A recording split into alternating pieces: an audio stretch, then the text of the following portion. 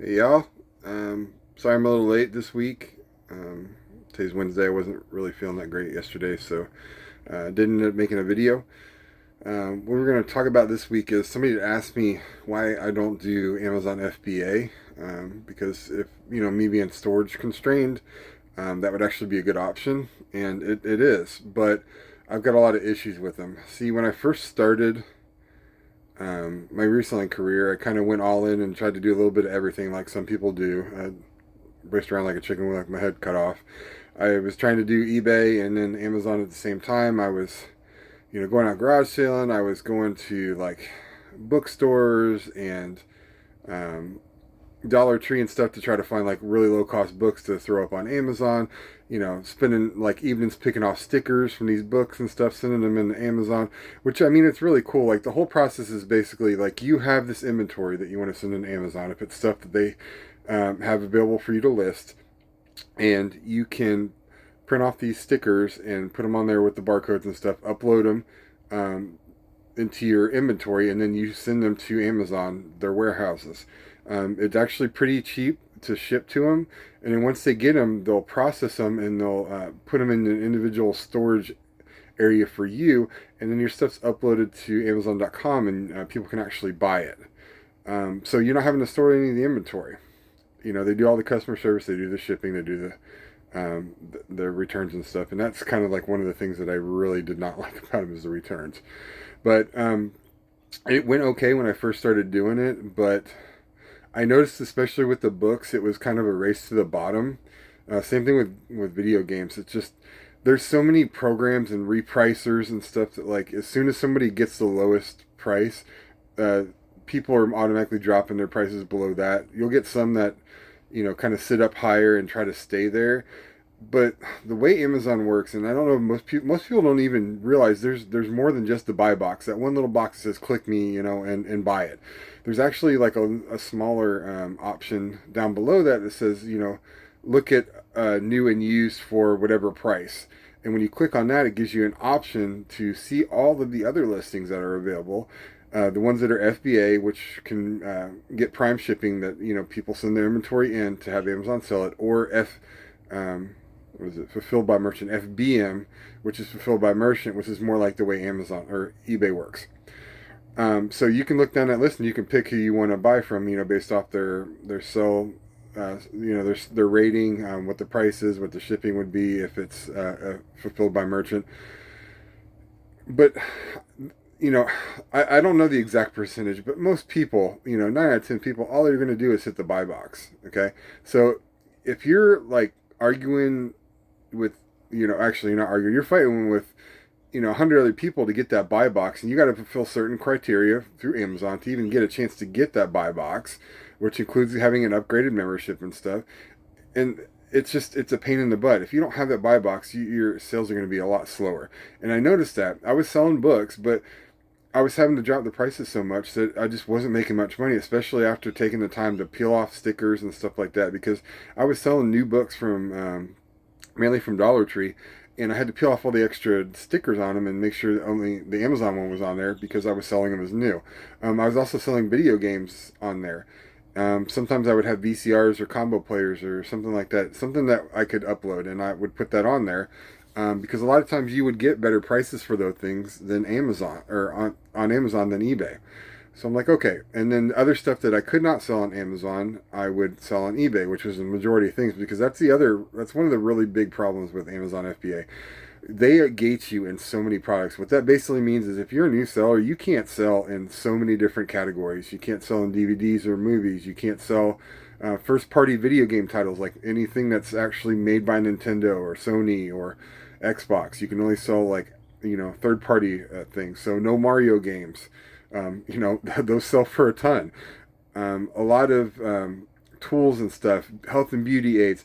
Basically, anything but books has got some kind of gate on it, and there's just so many videos and classes you can take. Some are free, some are cost money that to say they'll help you get ungated in certain products. But it's not like you can just get ungated in everything all at once. You have to do them individually. After a while, you start selling a lot of stuff, and in an individual time, you may get this arbitrary thing where you go to click on an item that you're gated in and ask to be ungated, and it'll do it. But the majority of the time, it's just going to come out and say, well, we need your invoice from a company, and you'll have to upload it, and then we'll see if we'll let you sell this product. It's just not worth it. I mean, to have to go in and get ungated on the stuff, and just, I just hate the way Amazon treats the sellers. It's like we're all beneath them. We're little, gum on the bottom of their shoe, and it makes me really angry. Is the fact that we, as the sellers, like, well, third party sellers on Amazon, make over half the revenue that Amazon gets. If you read their um, when they're doing their investor reports and stuff, they make more money not from their own products that they sell directly. It's from the stuff that we, the individuals, companies, and stuff sell on there. And yet they still treat everybody like crap. Um, they are so arbitrary. When you try to get in contact with somebody, if you have any problem, it takes an act of God to actually get a real person. You can mainly just email them. I had issues. One of the other big issues is when you send inventory in, they will lose it. They will lose whole boxes of inventory. And you know what they'll tell you whenever you go to tell them that, hey, you guys lost my stuff, what's going to happen? They're like, well, you need to send us an invoice for it, and then we'll start looking for it. Well, the majority of resellers sell used stuff, or they sell new stuff that they picked up at like a garage sale or a thrift store or something. We don't have actual invoices from the companies. So you get completely shut down. You're basically screwed out of your inventory. The only thing you can do is hope that they eventually find it, and that has happened twice out of the 3 times. Like, it showed up months later, like all of a sudden it just became active. Okay. Now, there were some instances when I was doing it where they weren't completely like strict on that. Sometimes you could get them to look into it still, but I heard now it's like you got to have an invoice, because one of the boxes I sent, it was like it was my first really good box. I had a bunch of textbooks and stuff I had bought on consignment from a friend of mine up at work. So I put those in. I paid her the money of what was going to be her portion, and then I put them up there, thinking these are going to sell great. It's the perfect time of the year. Well, they lost the entire box. But here's the caveat about this: everything got checked in. One of the items had sold, and they shipped it. And then everything else just all of a sudden went completely off the radar. It was gone. Like, they could not find it. It was not showing up. It was showing up that it never got turned in. So I was finally able to get a hold of somebody by email and explain the situation to them. When they looked into it, they realized that, hey, we did have this stuff at one time. He can prove it because we sold one of the items that was in the box. So they did end up refunding me a portion of it, and then they actually gave me some of their own items or somebody else's items and put them in my inventory. So I was good there. Here's the funny part about this: like, not even a week later after this happened, because they had to give me like $100 or $200 in refunds besides what product they could give me back credit for, is I got an email saying that they were investigating my account because they noticed that there was a high amount of refunds on my account. And I'm like, are you kidding me, guys? This was your problem. So that was the first time. The second time, I sent a package in, or a package of inventory in 4 months before the holiday period started, because I had heard, like, you got to get your stuff in early because they get really busy. And they didn't find my box until January. Yeah. It finally showed up, because again, they hit me with the, well, do you have an invoice thing? So I'm like, okay, I'm just gonna have to write this off. But eventually it just showed up in my inventory. Okay, so that's the other thing. It may just be one, like, I was sending stuff mainly to the Fort Worth one, and it may just be that facility, but I've heard enough from other people that have had issues that I don't think it's just a certain facility. And it's like Amazon just doesn't care. It's like, it's not they don't care. They know that you're going to continue to sell, or at least most people are, because you're going to make money. There are a ton of people that make, hundreds of thousands of dollars, over $1 million, at least in sales. And that's another thing I'm going to go into here in a little bit. So it's worth it to some people, but it just wasn't worth it to me. I was so stressed out about stuff. Whenever I get returns and stuff, because the returns rate was so freaking high. And I had no recourse. Like I couldn't talk to the buyer. I knew nothing of that was going on except the little notes that they would put on my account, and get updates on it. And I would have to wait for it to come back. And then I'd have to do another request to get them to send it to me. And then if, there was something like shady about it, I could eventually try to, um, try to get them to credit me the money. But it's all like, it's not even like you're guilty till proven innocent. Like you're already in the prison, and you're trying to gather evidence from the prison, talk to your lawyer, everything else while you're inside the bars. That's how it feels when you're dealing with Amazon. The deck is so stacked against you. It's even to the point to where there are companies that their sole purpose that people pay them to deal with Amazon on the back end with all this crap. That's pretty sad when you need another company that you've got to pay to deal with that stuff. And it's just so freaking stressful. If you check, like, there's tons of articles about how hot bad returns are getting for like all companies. I think Amazon, especially over the holiday period, was up to like a 20% return rate on some items. I'm just like, that blows my mind. Like that I made a comment on another video that was talking about Amazon FBA, and I told them, like, because they were talking about how you for the products that you can sell on Amazon compared to eBay, you're going to make more money on Amazon for them, even with all their fees and stuff. And I'm thinking, no, that's not the case. And I put a comment on there. I said, when you really think about it, the high return rate, even if you're getting like a 10% return rate through Amazon, because I look at it as, if you get a return rate, that money's lost. That product's lost. Okay. It's just the way it is. It's so hard to get product back or get any money from them. So that return rate, that high return rate, it affects your bottom line. So when you add the extra stress and that, the return rates, it's not all that much more than eBay, really. And with eBay, at least, you get to deal with the customers face to face. You can kind of be proactive about some of the problems. You can, catch the scammers a lot easier. And I know people will say, well, you can do FBM, which is fulfilled by merchant, meaning you keep it and then you sell it through Amazon directly and then you ship it. It's the same problems. Why do that when you can do the same thing through eBay? You lose all the benefits of selling on Amazon, which is them storing your inventory, but you've got all the headaches, except being able to maybe potentially catch scammers. Maybe it's easier if it's fulfilled by merchant to get a hold of these people. I just know whenever I tried, I had so many issues, and this may have changed. But it just I don't know. I had some inventory left up, and I went ahead and pulled it and had them send it back to me. After that, that last hurrah where it took them, I'd sent it in 4 months early, and then they didn't find it until after January. And here's the little, gotcha of the last one they sent me. So I had sold a DVD VCR combo unit in October of that year. And during the holiday period, they allow a much longer return period. Okay. So what had happened was, I'd sold this in October. The person did a return on it in January. This was a pretty high dollar one. It was a $200 and something one. I can't remember. This was like 2.5 years ago, 3 years ago. So I had to eat that return, and I had no funds with them, so they took it out of my credit card. Okay. So I'm like, screw this. I had them send it back to me. When I opened it up, of course it didn't work anymore. But originally, when I opened it up and looked at it, I found a blank DVD in the DVD side.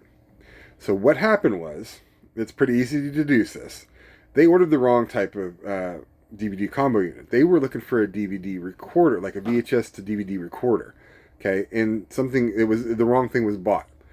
So what they did is they tried to do a return on it and send it back. Well, of course they're not going to pack it well. Amazon doesn't pack it well. So by the time it gets back to me, when I go back and test it again, it doesn't work anymore. So not only am I out all that money, but I have a product that doesn't work anymore because nobody knows how to pack it. At least with eBay, I can do all my customer service. I can catch the scammers as good as I can, as good as you're able to. eBay, while they think I am a second-class citizen, I still do have rights, unlike Amazon. And I can make sure my stuff's packed well. My return rate on eBay is very low. Like, it's less than 1%. I think a lot of it's because I do package stuff so well. Yes, it takes extra time, but I think about how I'd like to get the item whenever it comes to me. And I think it also has helped with my returns, being low. So that was my kind of adventure with Amazon. Some of the other things I really dislike about them: when you first start selling, at least for the first year or so, you don't get paid for you can only get paid every 2 weeks. And on top of that, they don't pay you out all the money that you made in that period. Once the item goes out, and that's only then is where that money show out whenever they actually send it. That money will go into your account, but you don't have any access to it. Like a good 70% of it will go into the account reserve. Basically, this is them holding that money even longer to make sure that there's no returns that they need to hold that money for. So, say you sell an item on the first of the month. You may have to, let's say your 2-week period ends in a week from that. Well, you won't get that money from that item that you sold on the first in that. You'll have to actually wait until the 2 weeks after that before they send it. And then on top of that, it takes 3 to 5 days for the ACH payment to actually hit your bank account. So they're sitting there holding their money. This is another gotcha with them. Okay, so if somebody wants to do a return, as soon as they print the label and it gets scanned, they will get their refund. But if Amazon has to refund you as a seller for some reason, or like say they don't return an item or something, they have 30 days, and then it could take up to 2 months after that. And this may have changed. They may be doing something different now, but it could take up to 2 months after their 30 days before they would refund you. So they're sitting there making money on interest on your money for another 2 months before they will give it to you. Mind blown. Okay, right? This is the kind of crap you got to put up with. And I'm hearing some of the newer stuff they're doing. Okay, this happened towards the end. Like, I had never had this happen before, but I'd sent some hip hop, old 90s hip hop CDs, and there were some that were worth quite a bit of money, because like there's some that just there was none up, and I was checking to see what kind of money I could get for them. I put this one up, for like $50. I'm like, nobody else is on here. It had a decent sell-through rate. I'm like, I'm gonna throw this up there for $50. I think another one I put for like $80. Both of those, Amazon actually deactivated my listings because they said that my prices were too high. I wasn't selling baby food. I wasn't selling something that somebody had to have, medication, something like that. I was selling 1990s hip-hop rap CDs. And they're taking my stuff down because they said I was charging too much. That's just... wow, that so totally kills free market and the whole entrepreneurial spirit, that this company can basically force you to lower your prices on something. The market's supposed to set the prices, guys. It's that simple. But they will change your prices if it's at lower on. They have all these bots and stuff that run through other different websites and companies, and see if the prices are too high, they will take your listing down and it will not be active until you fix it. Okay, one of the other things I heard about that they're doing now is they like to keep a certain amount of items spread out between all their warehouses, so they have them available in individual locations. Well, if you're someone who's got some of those items and you don't have a certain quantity available in your inventory, they will actually charge you a fee. They will charge you a fee for not having enough in your inventory, because they want to be able to fulfill it from your inventory. We are letting these people, this company, do this crap. And it's like, the stress level of dealing with these people, it's mind-blowing. I love being able to sit back and just watch this stuff. It's something I don't have to deal with. And if you're willing to deal with that, fine. I mean, like I said, there are people who make a ton of money. At least they say they do. This is the other caveat. And this happens with eBay too. Everybody likes to post their gross totals like it's just, the best thing ever. A lot of people don't like to post their net, or if they do, they put it at the bottom, or just kind of, nonchalant about it. You can't go by that. You could sell $100,000 gross sales for the year, and you could put that loud and proud on a YouTube video. I'm an Amazon seller, and I made 6 figures, or I sold 6 figures last year. You could sell $100,000, and you can have a margin of about $20,000. Like you can have a 20% margin. A lot of people that do like Amazon FBA, and they do like retail arbitrage. Basically, you go buy stuff on clearance at stores and then upload it to Amazon, or they catch stuff that just there's a pricing discrepancy. They're not running the greatest margins in the world doing that, and it just blows my mind that they can put these videos up so brazenly. And I know it's not all of them, but the majority of them use that, and it just draws people in. Like, you can make so much money on Amazon. No, you can't. Okay, unless you're just really kicking it. You got the marketing down. You're paying out good money. You're doing the repricers. You're paying these companies to deal with the back end for Amazon. Look at what it actually takes to start a real Amazon business and how much people say you have to invest. Okay, it's not worth it. So yeah, this video went a little bit longer than I started ranting, and I'm sorry. Try it out if you want to. I know a lot of people still do books. I may eventually throw some more books up there. You know, it depends on how I need to source. If I need to source books to sell on Amazon, I'll do so. It just whatever I need to do to keep my family, you know, financially secure. But I'm hoping that doesn't happen. I hate dealing with them, and I just want to stick with eBay, maybe Mercari eventually, and some Poshmark.